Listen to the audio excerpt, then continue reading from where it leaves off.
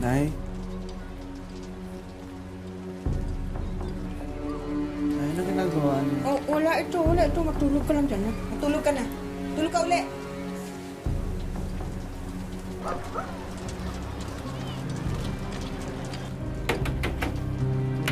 Bilis. Anak, dali. Halika. Dito.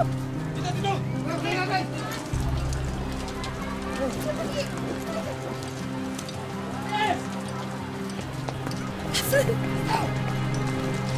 Miguel!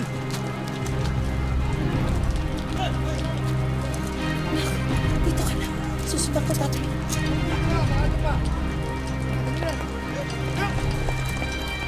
Dito ka lang. Huwag ka alis. Dito ka lang.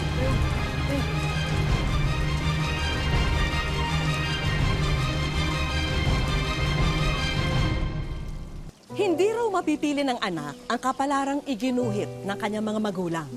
Ngunit si Raymond, mahirap mang maalis ang mansya sa kanyang pagkatao. Nais niya pa ring mabago ang kinabukasan niya. Magandang hapon po mga kapuso, ito po ang Wish Ko Lang. Simula ng malulong sa bisyo ang kanilang magulang, para na ring naulila sina Raymond. Kasunod kasi ng pagkakadakip sa kanyang ama, naglaho na parang bula ang ina ni Raymond at basta na lang sila iniwan nito. Ngunit sa paglipas ng panahon, dala-dala pa rin niya ang pag-asang mabubuo muli sila bilang pamilya. Raymond, anak, halika. Kain. Halika na.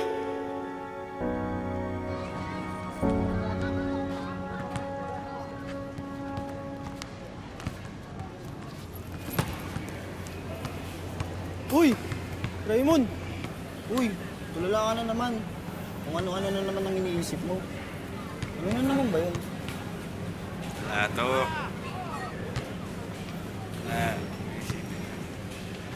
Sige, tara, laro na tayo. Sali na ako.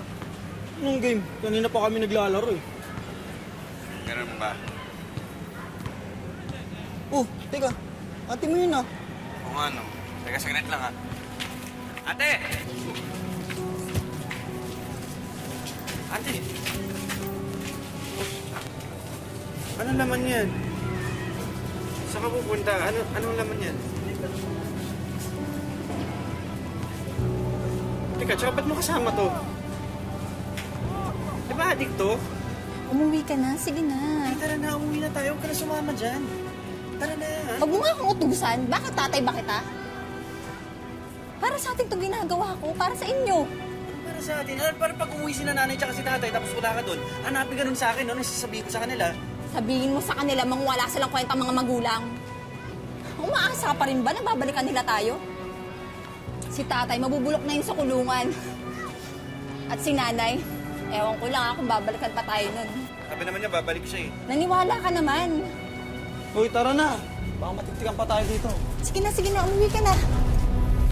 Nang hapong din yun, hindi na rin bumalik ang kanyang ate. Kaya si Raymond na nga ang tumayong magulang sa nakababata niyang kapatid. Oh. Bakit? Ha? Bakit? Kuya, nagugutom na ako. Nasaan na ba sila? Naisipin yun. Hayaan mo, bukas na bukas, maghanap ako ng mautangan para may makain tayo, ha? Kuya, hindi na ba babalik sila nanay at tatay? Tulog ka na naman muna. Huwag naman naisipin yung mga ganyan, ha? Ako bahala, ha? Sige, tulog ka na. Upang matustusan ang mga pangangailangan nilang magkapatid, namasukan bilang car wash boy si Raymond. Tama yung ginagawa mong yan. Tuloy mo lang yan. Kailangan no eh. Kumusta bang tatay mo? Nakalaya na ba?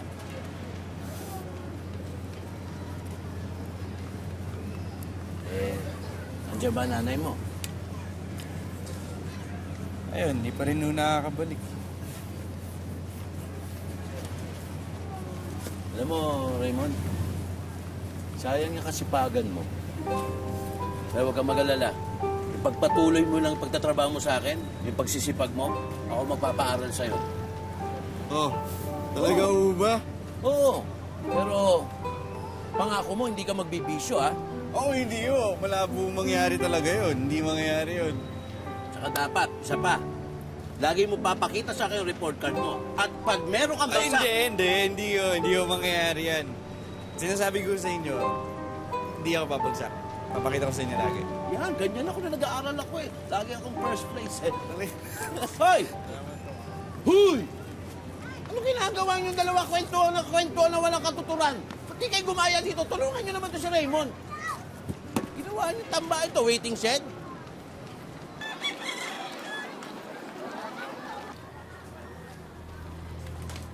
Nay?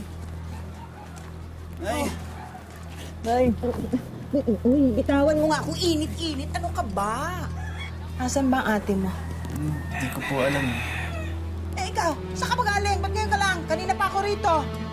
Baka kung ano-ano nang ginagawa ninyo na wala lang ako rito. Magkahalong gulat at saya ang nadama ni Raymond sa muling pag-uwi ng ina. Pero parang may nagbago, lalo na sa ikinikilos ng magulang. Nay, ano nangyari sa inyo, Nay? Ano ka ba? Huwag mo nga ako. Meron akong iniisip. Huwag mo ko pakialaman. Nay, ano iniisip niyo? Gabing-gabi na, gising ba kayo? Ano ba kayo? Ano ba? Sabi na huwag mo kong iistorbohin eh. Malilintikan ka sa akin. Ano nga ho pala, bukas may programa kami sa school. Pwede ho kayo, sana makadaan kayo.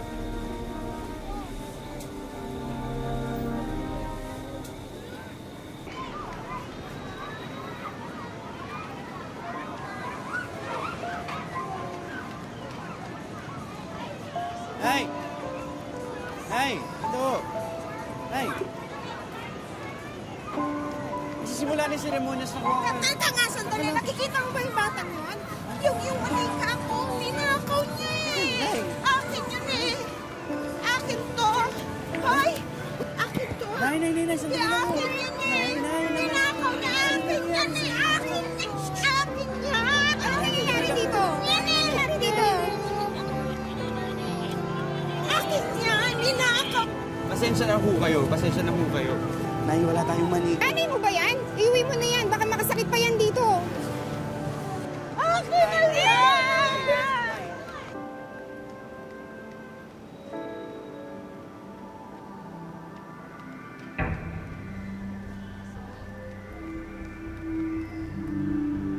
Raymond, anak, nandiyan ka na pala. Halika rito, tulungan mo si nanay sa kusina. May ipagagawa ka sa'yo.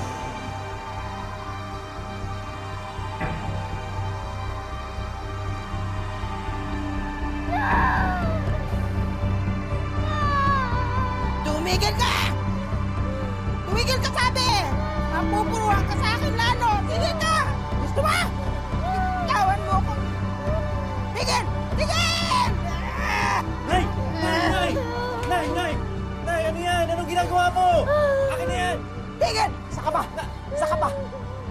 Gusto mo ako makulong ano? Mo? Pati ikaw! Pupuruhan kita! Nay, tandaan! Akin na yan! Tumigil ka! Nay, bitawan Huwag niya! kang maingay! Sasaksakin ka na eh! Nay! Tigil! Saka pa! Saka pa! Gusto mo talaga pati ako makulong ano? Nay, bitawan niyo na yan! Anong ginagawa niyo? Anak niyo, no? Nay! Nay! Takbo doon! Nay, anong ginagawa niyo? Nay, anak niyo ako! Anong ginagawa niyo? Anong nangyari sa inyo? Bitawan mo! Nay, upo ka. Nay, ako to si Raymond, anak niyo. Anong nangyari sa inyo? Nay!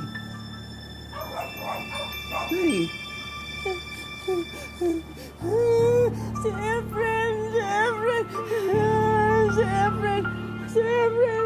Kinuha nila si Efren! Mga walang yan sila! Nang dahil sa matinding depresyon at epekto ng matagal na paggamit ng ipinagbabawal na gamot, unti-unti na ngang nawala sa katinuan si Nanay Lolita.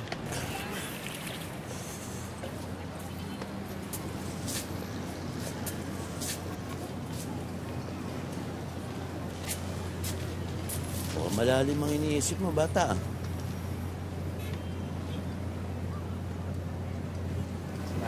kasi mukhang lumalala yung sitwasyon.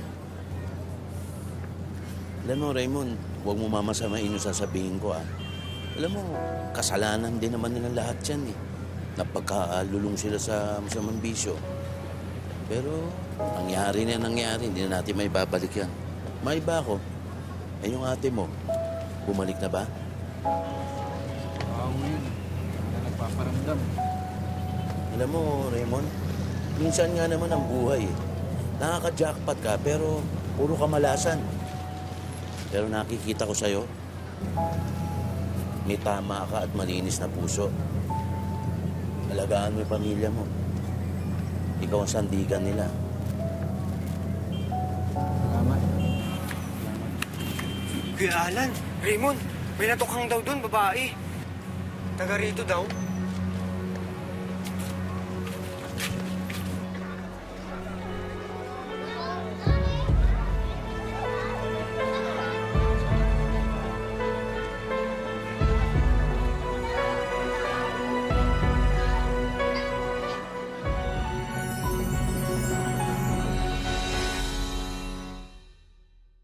Wish ko lang.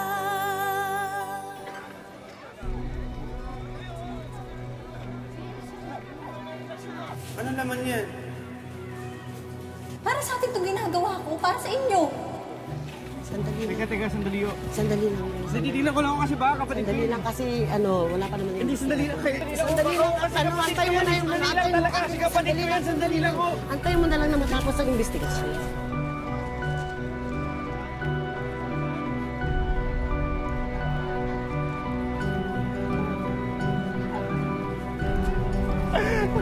Raymond! Hindi yan ang ate mo.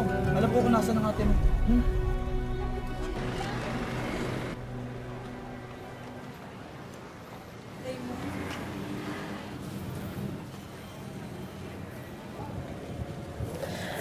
Raymond, tulungan mo ako makalabas dito.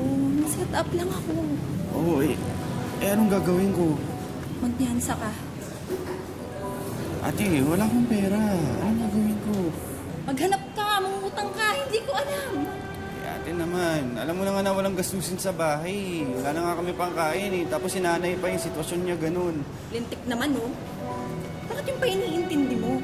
Ako yung tutulungan mo. Ako yung nakakulong. Raymond, tulungan mo ko. Ate, kahit papaano naman nanay pa rin natin yun. Wala na akong nanay. Kung ganyan din naman ang ganyan, mabubulok ako dito sa kulungan. Eh ano nga gagawin ko? Kung wala kayong silbi, pare-pareho kayo nila nanay. Ate!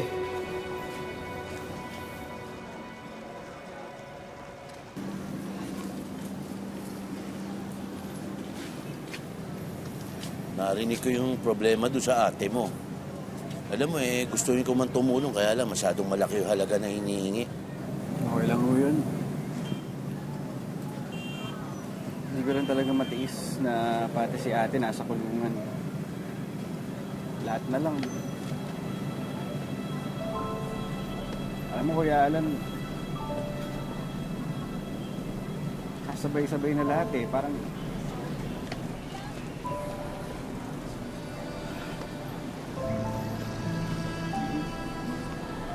hindi ko na alam gagawin ko eh. Ang hirap. Alam mo, Raymond, hindi sa wala ka magagawa. May magagawa ka. Unang-una, bata ka pa. Matalino ka. Masipag ka. Hindi naman ibig sabihin porke wala kang mabibigay na pera. Wala kang magagawa. Mag-aral ka. Tulungan mo gumaling ang nanay mo. Bantayan mo yung kapatid mo, alagaan mo. At wag na wag mong iisipin, Raymond, na huli na ang lahat. Lagi may pag-asa. Parating may pag-asa. Ha?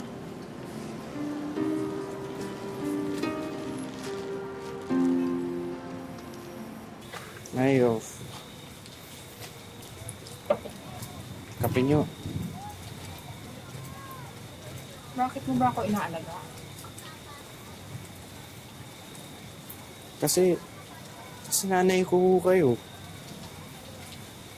Niloloko mo ako eh. Wala naman akong mga anak. Yung isipin niya, Nay, sige na ho, inumin niya na ho yung kape niyo. Baka lumamig pa yan.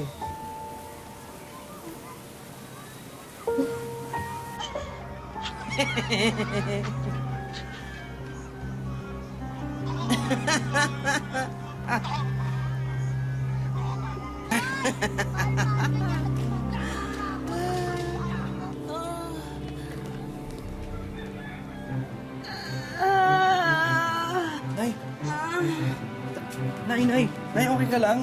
Nay, ano nararamdaman mo? Nay, saan? Nay!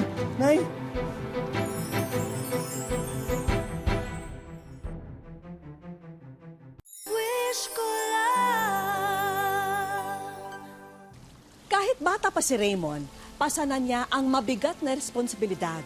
Nariyan ang alaga ng ina na may sakit at magsilbing breadwinner sa kanyang pamilya. Maaga siyang minulat sa realidad ng kahirapan sa buhay. Nang dahil sa mild stroke, mas lalong kailangan tutukan ang pag-aalaga kay Nanay Lolita. Maliban sa hirap na dinaranas ni Raymond, mas masakit daw tanggapin para sa kanya ang sinapit ng ina. At kahit magkapalit man sila ng obligasyon na ang anak na ang nag-aalaga, titiisin na niya ang ganitong sitwasyon basta magkakasama sila. Hindi takot ha? Pabahala ka na lang tayo ha? Ha? Nanay? Halikuan ko po kayo ha?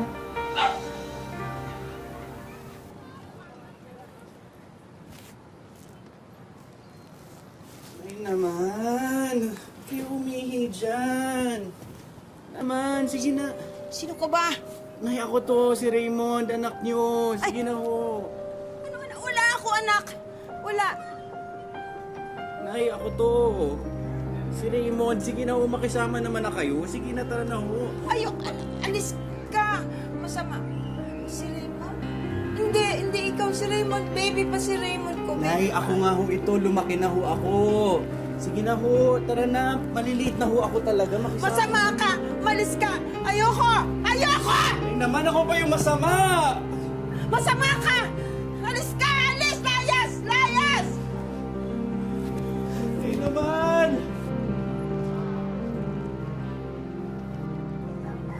Ano ba? Ano ba ginagawa ko sa inyo? Ba't kayo ganyan sa akin? Iniisip ko lang naman kayo eh. Hirap na ako. Minsan ba sinisi ko kayo? Ha? Sinisi ko kayo sa buhay natin? Hindi naman, di ba? Ba't niyo ako pinapahirapan ng ganito? Hindi ko na kaya.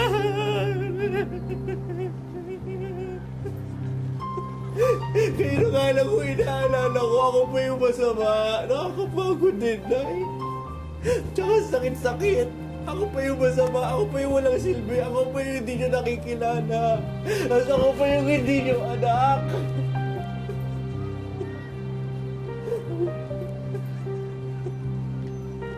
Hindi na naman kayo nasaktan sa ginawa ni tatay.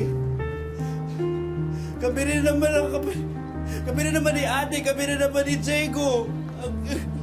Ang hirap-hirap, Nay.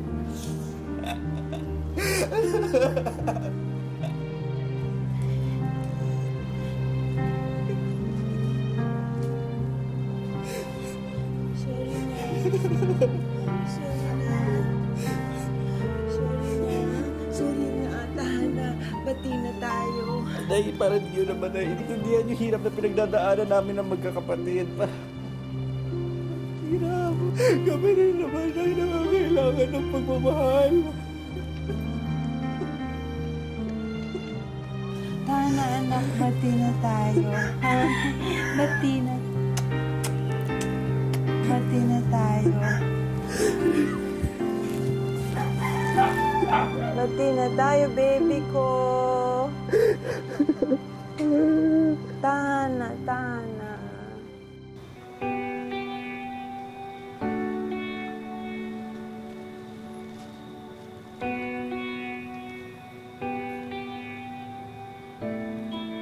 Mas lalo pang nagpursige si Raymond sa pag-aalaga sa kanyang ina, kahit na madalas hindi na siya nakikilala nito.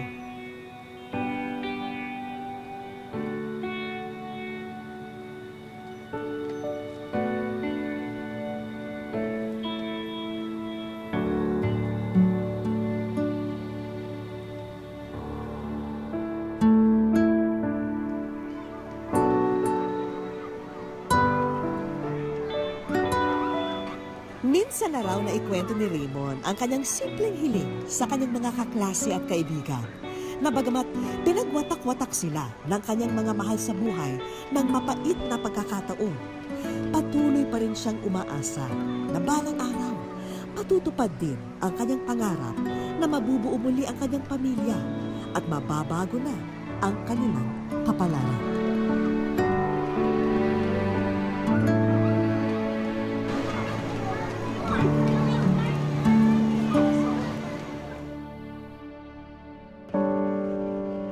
Porsigido si Raymond na makapagtungtong ng kolehiyo at makakuha ng diploma. Kaya ngayon pa lang ay pinagbubutihan na niya ang kanyang pag-aaral. Kasalukuyan siyang nasa grade 5. Para po sa akin na bukas, para po hindi po kayo mag-aasa sa aming mga magulang. Kung wala sa eskwela, dito abala si Raymond. Ang kanyang kinikita sa car wash, ang kanyang pambaon at pantustos na rin sa kanyang pamilya. Minsan po pag may nag-uutos sa akin, sinusunod ko po agad. Tsaka po yung mga pag may pinapagawa po sa akin na na buhat, tapos may pag magpapalaba po, nadadalhin doon, sinusunod ko po agad. Tapos nagbibigay po silang pera. Sa bahay, kapiling ni Raymond ang ina at kapatid. Mas maayos naman ang kalagayan ng ina ngayon dahil sa nakakainom na siya ng gamot kahit papano. Nung nakakamiss po, wala pong nakapagtanggol sa bahay. Tsaka wala pa yung magsisika para sa amin. Sa murang edad, pinipilit na maging matatag ni Raymond para sa kanyang ina at kapatid. Lalo pat siya na ang tumatayong padre de pamilya sa kanila mula nang makulong ang ama. Sana okay ka lang dyan sa tulungan. Pis na po kita, mahal na mahal po kita. Sana po paglabas mo ito, magbago ka na pa. Awat muna, Raymond, sa mga pinagkakaabalahan mo at isama mo muna ang iyong pamilya rito.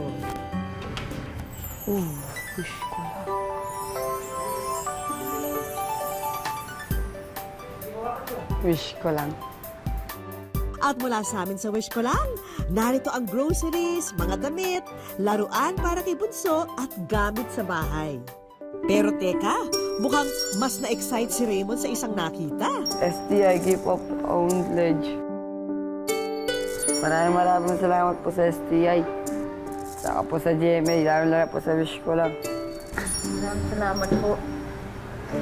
Bakas man sa mukha ni Raymond ang saya ng mga oras na yun, hindi pa rin niya maitago ang puwang sa kanyang puso. Sana magkita tayo balang araw. Sana magbago ka na po talaga. Kasalukuyang nakakulong ngayon ang ama ni Raymond na si Ramon sa Manila City Jail sa salang paggamit ng iligal na droga. At sa bawat araw niyang pamamalagi rito, wala raw siyang ibang dinasal kundi makita muli ang kanyang pamilya. Yung mga anak ko po, mahal na mahal po sila. Sana, mapatawad po nila sa mga kasalanan ko sa kanila.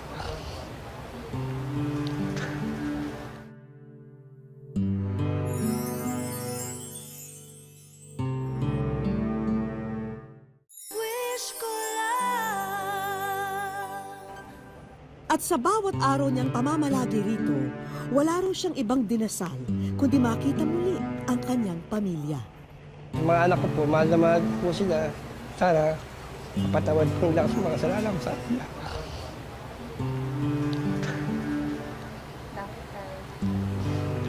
Kasi po, mabayaan ko rin po sila eh. Dahil sa pagkakakulong ko po rito eh. Lalo po yung anak ko nag-aaral, si Raymond. Siya po mag-isa. Grabe, para sa kayo. Sa puntong ito, isang sulat ang iniabot namin kay Ramon. Malapit ako eh. Sulat ito ni Raymond para sa kanyang ama na binasa niya noon sa kanyang eskwelahan. Sana dumating yung araw na magkasama tayong buong pamilya. Nak, maraming salamat sa sulat mo. Kahit pa ako. Pag-among kaloob. Ang hindi alam ng ama, meron siyang mga bisita.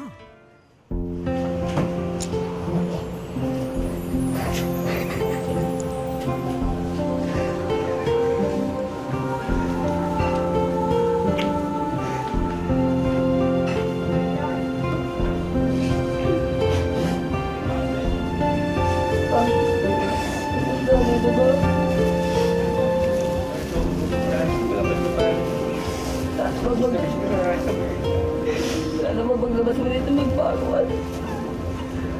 Kasi mahirap ko nagtatay sa labas. Oo, parang sa kanya. Bago lang para sa kanya.